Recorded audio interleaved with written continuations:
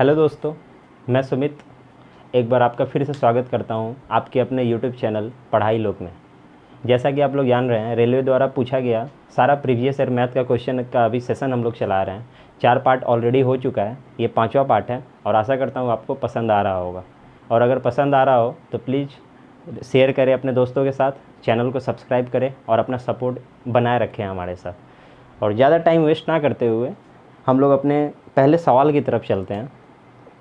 Board के ऊपर आपको सवाल दिख रहा होगा। पहला सवाल है, 8,000 की राशि में 2 वर्षों के बाद कितनी बढ़ोतरी होगी यदि प्रति वर्ष लगभग 5% की दर से वार्षिक रूप से चक्रवृद्धि ब्याज लागू किया जाता है। तो 2 तरह का ब्याज होता है, एक सिंपल इंटरेस्ट, एक कंपाउंड इंटरेस्ट, मतलब साधारण ब्याज और चक्रवृद्धि ब्याज। साधारण ब्याज में क्या होता है, अगर आप 100 रुपया लगा रहे हैं तो उसी 100 रुपया पे कोई एक इंटरेस्ट का रेट होगा, वो 10% हो, 5% हो, कुछ भी हो। मान लीजिए आप 100 रुपया लगाए, 10% रेट है, तो आपको हर साल 10 रुपये मिलेंगे। 100 का 10% 10, आपको हर साल 10 रुपये मिलेगा। लेकिन चक्रवृद्धि ब्याज में क्या होता है कि वो आपका इंटरेस्ट का भी इंटरेस्ट मिलता है। मतलब आपका जैसे 10% आपका इंटरेस्ट है, तो 100 का 10% 10 रुपया तो मिलेगा।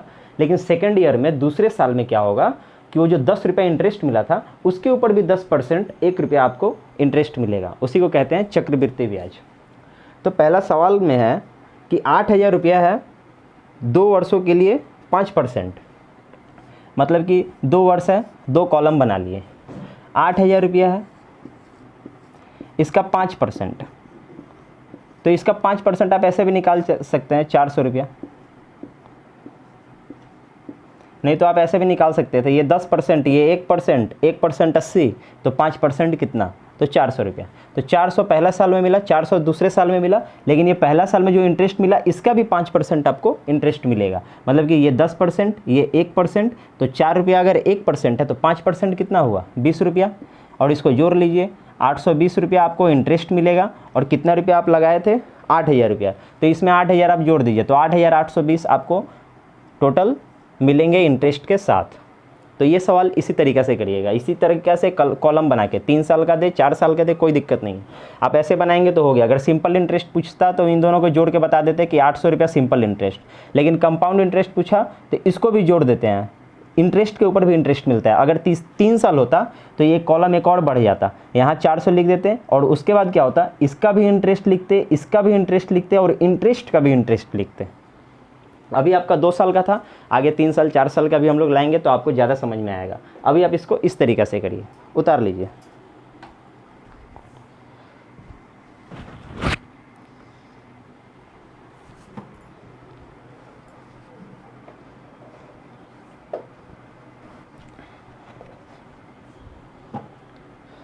दूसरा सवाल आपको दिख रहा होगा, एक चार्ट दिया हुआ है और चार्ट में 2017, यदि 2017 के दौरान भारत के निर्मित टायरों की कुल संख्या, मतलब कि एक चार्ट दिया हुआ है और लिखा हुआ है कि निम्नलिखित आंकड़े 2017 के दौरान भारत में विभिन्न कंपनियों द्वारा टायर विनिर्माण की जानकारी प्रदर्शित करते हैं। यदि 2017 के दौरान भारत में निर्मित टायरों की कुल संख्या 1,80,000 है, 80,000 थी, तो कंपनी ए द्वारा कितने टायरों का निर्माण, इसमें तो कुछ है ही नहीं।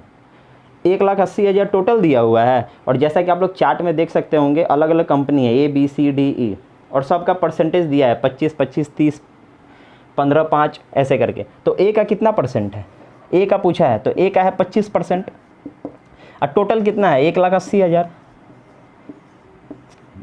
मतलब कि 1,80,000 का 25%, 25% मतलब होता है 1/4। तो ये 4 से इसको काट दीजिए चुपचाप, 4 चौके 16, 5 चौके 20, 0 0 0, मतलब 45,000 आपका।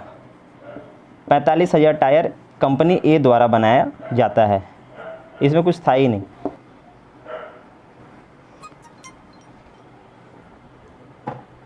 अगला क्वेश्चन है, 2 कारें सड़क के विपरीत सिरों से शुरू होती हैं और क्रमशः 24 किलोमीटर प्रति घंटे और 30 किलोमीटर प्रति घंटे की रफ्तार से एक दूसरे की ओर यात्रा करती हैं। कारों की शुरुआती स्थिति के बीच की दूरी 86.4 किलोमीटर है। जब दोनों कारें एक दूसरे से मिलेंगी तो एक अनुमानित समय होगा। मतलब कि थोड़ा सा कॉन्सेप्ट समझिएगा। मान लीजिए ए यहाँ पे है, बी यहाँ पे है, ये इधर दौड़ना स्टार्ट किया, ये इधर दौड़ना स्टार्ट किया। इसका रफ्तार दिया हुआ है 24 किलोमीटर प्रति घंटा, और इसका दिया हुआ है 30 किलोमीटर प्रति घंटा, 30 किलोमीटर प्रति घंटा। तो इधर से 24 से जा रहा है, इधर से 30 से आ रहा है, तो दोनों का ऐड हो जाता है जब एक ही दिशा में दोनों बढ़ रहे हों, मतलब कि दोनों अगर एक ही दिशा में बढ़ रहे हों, अगर एक का 24 है एक का 30 है, तो यहाँ पे घटा देते हैं, दोनों का डिफरेंस ले लेते हैं, मतलब कि 6 किलोमीटर पर आवर। क्योंकि एक ही दिशा में अगर दो आदमी जा रहे हैं, दो बंदे एक ही दिशा में जा रहे हैं, तो आपका क्या होता है कि ये 30 से जा रहा है, वो 24 से जा रहा है, ये 1 घंटा में 30 किलोमीटर, ये 1 घंटा में 24 किलोमीटर, तो ये 6 ज़्यादा जा रहा है, इससे 6 किलोमीटर ज़्यादा जा रहा है हर घंटे में। तो एक ही दिशा में जाता है तो घटा देते हैं, लेकिन जब आमने सामने से आएगा तो जल्दी आएगा ना। मैं भी इधर अपने स्पीड से जा रहा हूँ, वो भी अपने उस स्पीड से उधर से आ रहा है, तो इसमें क्या होता है, दोनों जोड़ देते हैं, अपने दोनों का स्पीड जुड़ जाता है, मतलब कि 30 + 24, इन दोनों का स्पीड हो गया 54 किलोमीटर प्रति घंटे की स्पीड से एक दूसरे की ओर आ रहे हैं, और बीच का डिस्टेंस दिया हुआ है 86.4। अब डिस्टेंस ये है और इस स्पीड से आ रहे हैं, तो कब मिलेंगे, बस कुछ नहीं, 86.4 किलोमीटर का डिस्टेंस है, और 54 से आ रहा है, 54 से आ रहा है। इसको आप डायरेक्ट काट सकते हैं, आप लोग इसको काटिएगा, ये 1.6 आएगा, 1.6 आवर, मतलब कि 1.6 घंटे में ये लोग एक दूसरे से मिल जाएंगे। इसको आप लोग काटिएगा ज़रा, देखिएगा आप कैलकुलेशन कितना फास्ट कर सकते हैं। उतार लीजिए।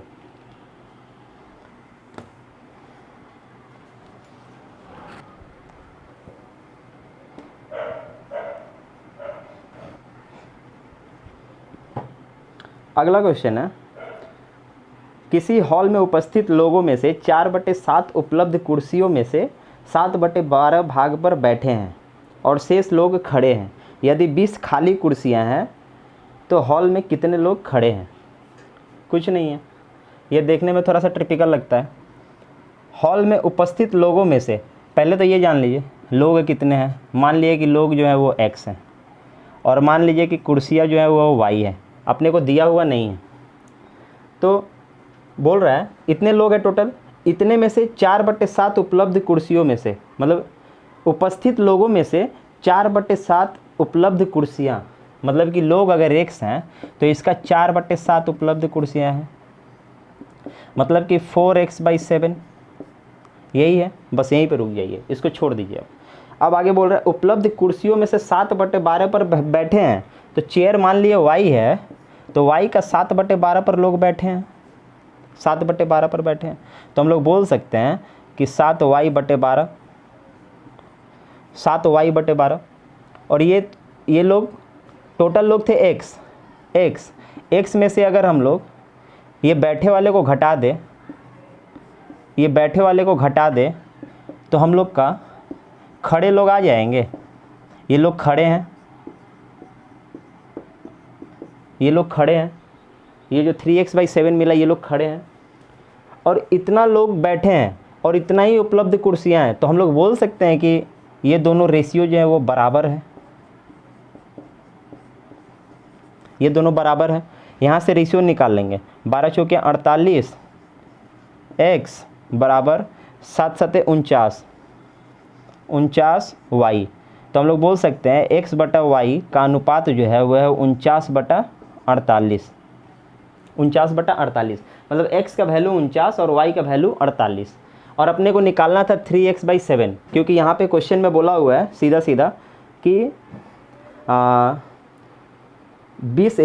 हॉल में कितने लोग खड़े हैं, तो खड़े तो हैं 3x/7, 3x/7 ये लोग खड़े हैं, तो हम लोग को 3 × x का वैल्यू हम लोग निकाल चुके हैं 49, और नीचे है 7, ये 7 से 7 बार में कटा, तो 7 या 21, मतलब कि हम लोग बोल सकते हैं कि 21 लोग खड़े हैं,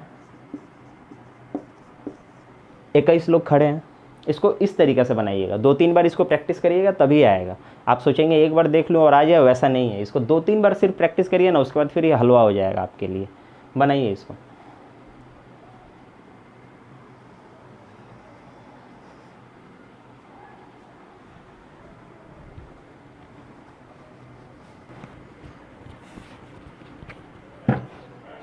अगला सवाल है, एस और ए की वर्तमान आयु क्रमशः 5:4 के अनुपात में है। मतलब कि दो लोग हैं, एस और ए, कल भी एक सवाल करवाया था। इनकी जो वर्तमान आयु का अनुपात है वह है 5 और 4। इसमें पता नहीं है कितना है, तो x हम लोग मान लेते हैं, 5x और 4x, 5x और 4x इन लोगों का अनुपात है, अभी मान लेते हैं हम लोग।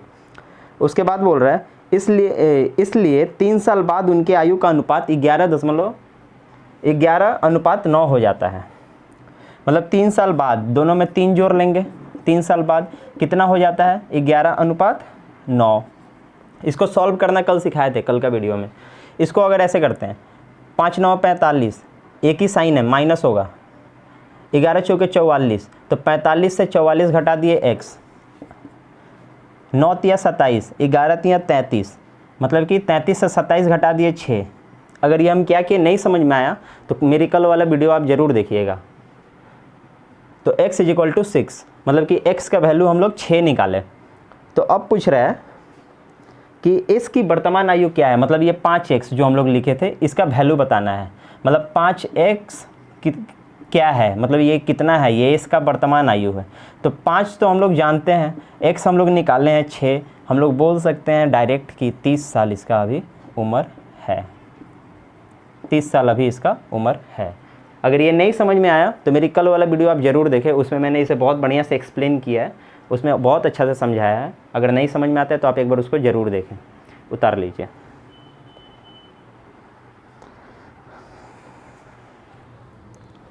आप लोग वीडियो रोक के लिख लीजिएगा, ऑफलाइन है वीडियो।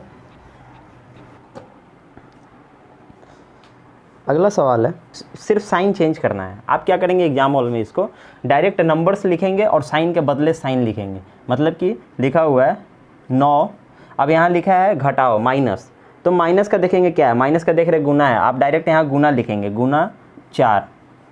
फिर है आपका प्लस, प्लस का आप सीधा देखेंगे क्वेश्चन में कि क्या है, मतलब कि प्लस का आपका दिया हुआ है माइनस 14।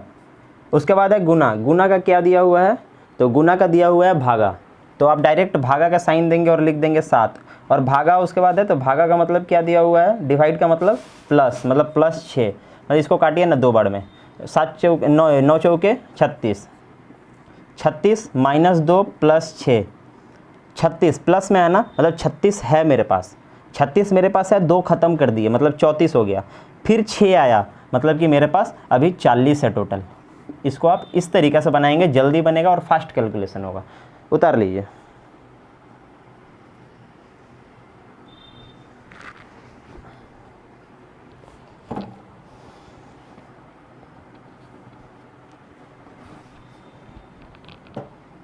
अगला क्वेश्चन है, एक कार्य को 13 दिन में पूरा कर सकता है, मतलब एक कार्य को 13 दिन में पूरा कर सकता है।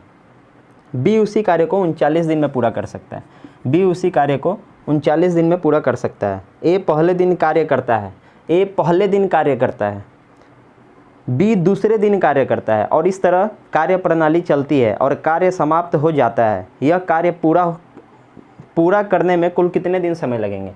पूरा कार्य है कितना, दोनों का एलसीएम लेंगे 39, मतलब कि टोटल वर्क जो है, पूरा कार्य जो है वो है 39।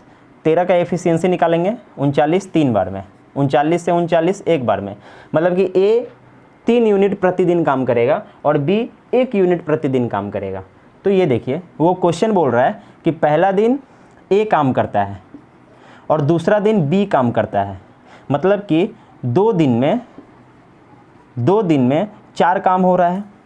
हम लोग बोल सकते हैं कि 2 दिन में 4 काम हो रहा है, तो 39 है, हम लोग 39 नहीं जाएंगे, इसको 9 से गुना करिए, मतलब कि 4 9 36, 36, इसको भी 9 से फिर करना पड़ेगा 18।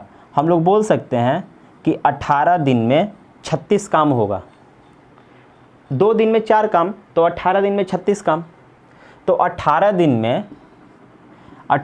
में अगर 36 काम हो रहा है, 18 दिन में अगर 36 काम हो रहा है, अब ए आएगा काम करने, तो ए कितना काम करता है एक दिन में 3। तो मान लीजिए एक दिन फिर ए काम किया 3 यूनिट, तो मेरा 19 दिन में 39 काम हो गया और टोटल वर्क 39 ही था। मतलब कि 19 दिन में 39 काम होगा, मतलब कि राइट आंसर हम लोगों का कितना हुआ, 19 दिन में ये कार्य समाप्त होगा। इस तरीके से बनाइए, बहुत शॉर्ट में बन जाएगा। उतार लीजिए।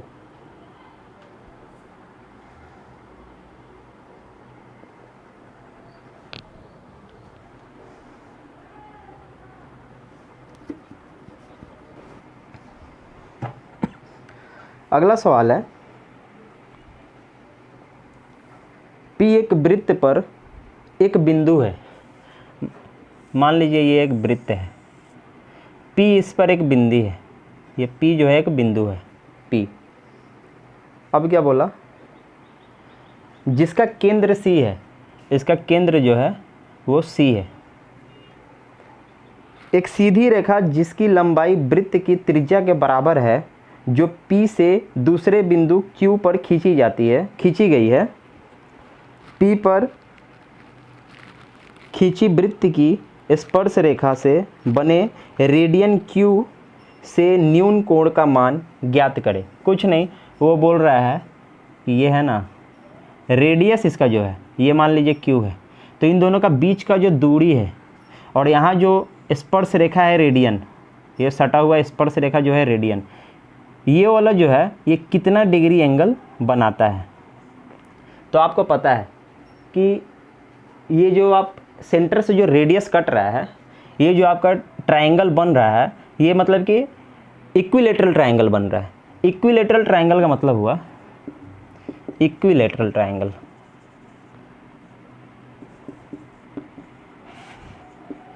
मतलब क्या हुआ कि तीनों साइड बराबर, तीनों साइड बराबर। अगर तीनों साइड बराबर है तो तीनों कोण भी बराबर होगा। और जैसा कि आप लोग जानते हैं कि ट्रायंगल के जो इंटरनल एंगल होते हैं, मतलब कि भीतरी जो एंगल है, कोण है, वो 180 डिग्री होता है। तो 180 डिग्री और तीनों बराबर है, मतलब कि ये 60-60 डिग्री होगा, ये तीनों 60-60 डिग्री होगा। तो ये देखिए, ये 60 डिग्री होगा, ये भीतर वाला 60 डिग्री होगा, 60 डिग्री, और ये सीधा लंब है, इस लाइन के ऊपर ये सीधा लंब है, मतलब ये पूरा तो 90 डिग्री होगा। और ये वाला पोर्शन अगर 60 डिग्री है तो ये बचा हुआ कितना होगा, ये बचा हुआ 30 डिग्री। नॉर्मल सी बात है, ये पूरा 90 डिग्री होना चाहिए, ये भीतर में ये 60 है, क्योंकि ये भी 60 है, ये भी 60 है, तो ये बचा हुआ बाहर में कितना होगा, 30 डिग्री। और यही आपसे पूछा है कि कितना होगा, तो 30 डिग्री आंसर, 30 डिग्री आंसर। उतार लीजिए।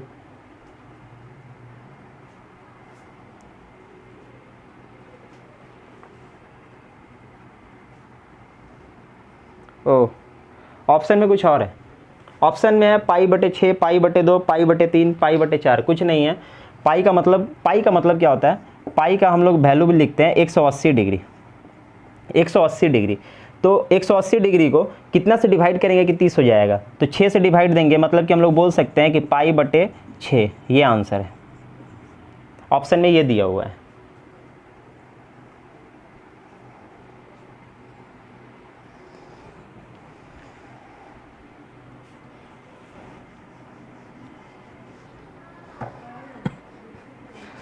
अगला सवाल है 257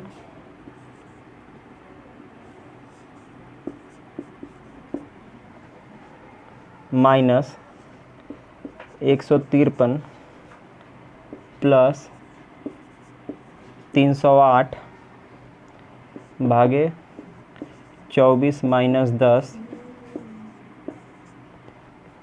इस टाइप का सवाल हम हमेशा बोलते हैं कैसे बनाना है। डायरेक्ट आप बनाते चलिए, कुछ नहीं लिखना है, इसमें लिखना ही नहीं है, इसको लंबा करना ही नहीं है।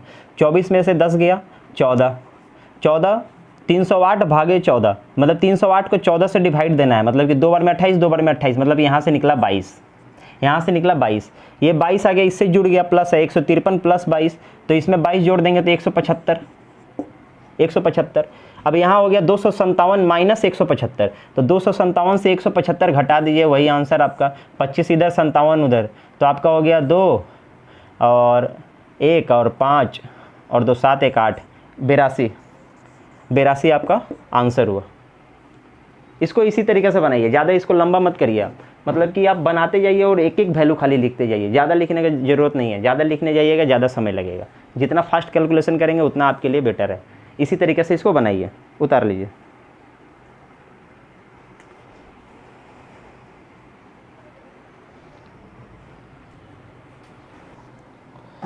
अगला सवाल है, एक समचतुर्भुज का परिमाप 56 सेंटीमीटर है और इसके विकर्णों की लंबाई 26 सेंटीमीटर है।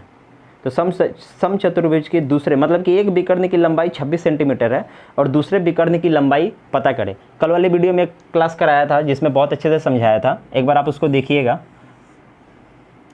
ये मान लीजिए समचतुर्भुज है और इसका भुजा दे दिया है 56। 56 है, मतलब कि भुजा का परिमाप दिया है, मतलब पेरीमीटर, मतलब ये चारों साइड का जोड़ के 56 है। तो 56 अगर चारों साइड का है तो एक साइड का कितना है 16, मतलब कि ये 14,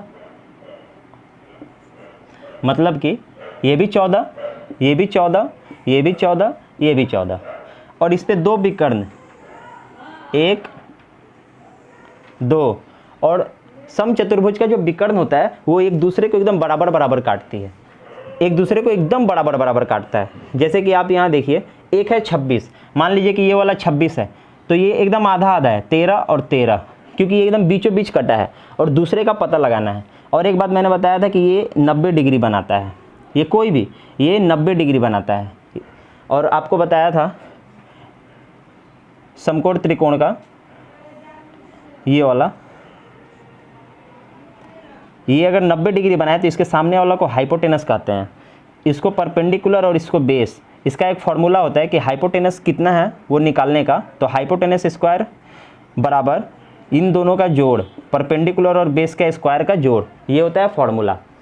तो ये है 14, ये है 13, मतलब कि हाइपोटेनस ये है परपेंडिकुलर, अपने को बेस चाहिए। अगर ये बेस निकाल लेंगे तो इससे डबल कर देंगे, मतलब ये भी वाला, ये आधा है तो ये भी आधा है, तो ये बेस निकाल लेते हैं तो इसको भी हम लोग समझ जाएंगे वो कितना है। तो हम क्या करेंगे, डबल कर देंगे, डायगोनल निकल जाएगा।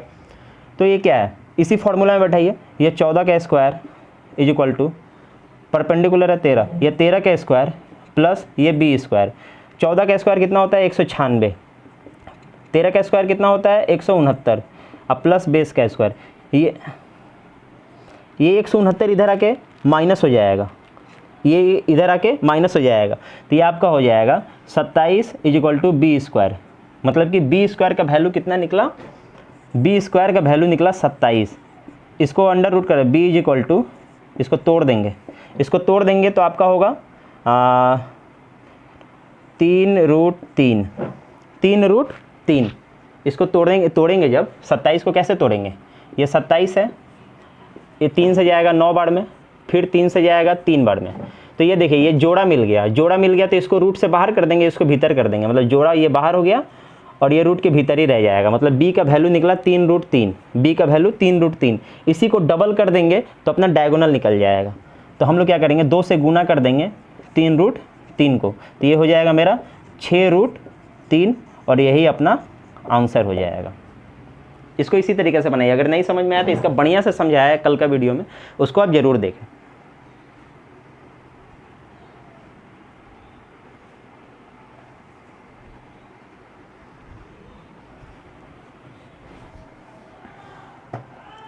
अगला सवाल है, निम्न समीकरण को हल करें और x का मान बताएं। ये दिया हुआ है x - 5 बटे 3 माइनस x - 2 बटे 4 इज इक्वल टू 7 बटे 2। तो ये एलसीएम लेना है, फिर गुना भाग यही करना है, कुछ नहीं है इसमें। आप लोग इसको डायरेक्ट करना सीखिए, इसका एलसीएम मत लीजिए। इसको इससे गुना करिए, इसको इससे गुना करिए और नीचे वाला दोनों गुना करिए। मतलब देखिए a/b प्लस b/a अगर है, ठीक है, तो हम लोग क्या करेंगे, इसको इससे गुना करेंगे a², इसको इससे गुना करेंगे, जो साइन है वो देंगे और इसको इससे गुना करेंगे b² और नीचे वाला को एक साथ गुना करेंगे ab। मतलब कि डायरेक्ट ऐसे हम लोग तोड़ेंगे। क्यों? क्योंकि अगर आप इसको नॉर्मल एलसीएम भी लेके बनाते हैं तो देखिए क्या होता है, इसका एलसीएम लेंगे तो ए बी निकलेगा, यहाँ बी है तो ए से गुना होगा तो a², यहाँ a है तो b से गुना होगा तो प्लस बी स्क्वायर, मतलब इनडायरेक्ट वही होता है। तो अपने इसको डायरेक्ट करेंगे उसी तरह, इससे इसको डायरेक्ट गुना करेंगे तो 4 से x को गुना करेंगे तो 4x, 5 चौके 20 माइनस 20, बीच में माइनस है, ये प्लस है, प्लस माइनस अलग अलग ग्रुप का है, प्लस माइनस तो माइनस, तो 3x, ये माइनस माइनस प्लस हो जाएगा, 3 दूना 6 प्लस 6, और नीचे क्या हो जाएगा 4 तियाँ 12 इज इक्वल टू 7/2। यहाँ हो गया 4x से 3x गया तो बचा x, ये माइनस 20 और प्लस 6, मतलब 20 रुपये खर्चा किए, 6 रुपया था मेरे पास, मतलब 14 रुपया अभी भी खर्चा किए, और नीचे 12 इज इक्वल टू 7/2। इस 12 को इधर ऊपर भेज देंगे, भेज दिए, ये 2 से कट गया 6 बार में, ये हो गया 42, मतलब कि इतना बराबर 42। अब ये -14 को उधर भेज देते हैं तो +14 हो जाएगा, तो ये -14 उधर से गया, इधर से गया उस साइड, तो इसमें प्लस हो गया, मतलब कि 56 हो गया। हम लोग बोल सकते हैं कि x is equal to 56 direct, x is equal to 56, और यही आंसर आपका। डायरेक्ट बनाइए, थोड़ा उतार लीजिए।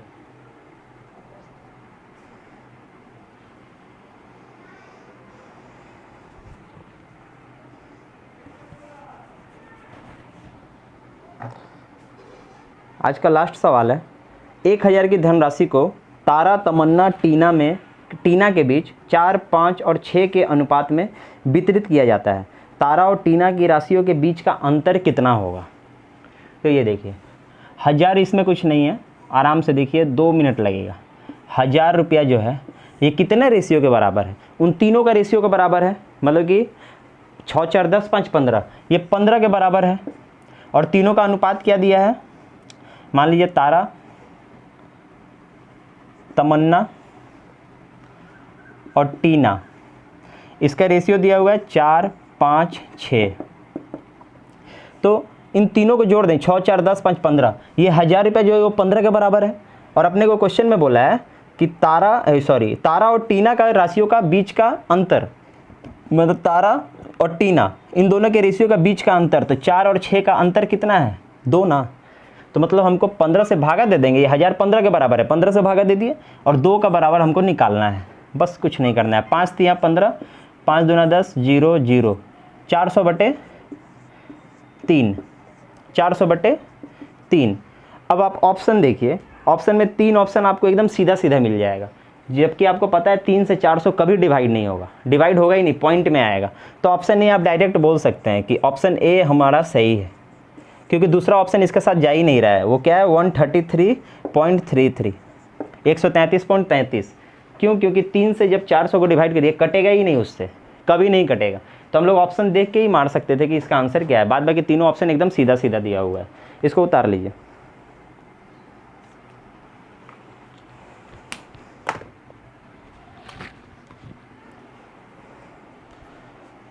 आशा करते हैं आपको हमारा वीडियो ये पसंद आया होगा। काफ़ी गर्मी में शूट किया है आज, थोड़ा सा फ़ैन चला नहीं सकते हैं, रिकॉर्डिंग में थोड़ा सा प्रॉब्लम होता है, तो फ़ैन बंद करके 42 डिग्री के गर्मी में हम लोग थोड़ा आज शूट किए हैं। बीच में थोड़ा डिस्टर्बेंस भी हुआ है, तो हम लोग मेहनत कर रहे हैं आपके लिए। आप भी ज़रा अगर आप कोशिश करें अपने फ्रेंड्स के साथ शेयर करने का, हमारा थोड़ा सा सपोर्ट आप दिखाएं, तो हम लोग और बहुत कुछ आपके लिए लाएंगे, बहुत अच्छे अच्छे आपके लिए क्वेश्चंस लाएंगे, बहुत अच्छा करने का कोशिश करेंगे इसी तरह। तो आशा करते हैं आपको वीडियो पसंद आया होगा। अगर पसंद आया होगा तो चैनल को सब्सक्राइब ज़रूर करें, अपने दोस्तों के साथ शेयर ज़रूर करें। तब तक के लिए जय हिंद, जय भारत।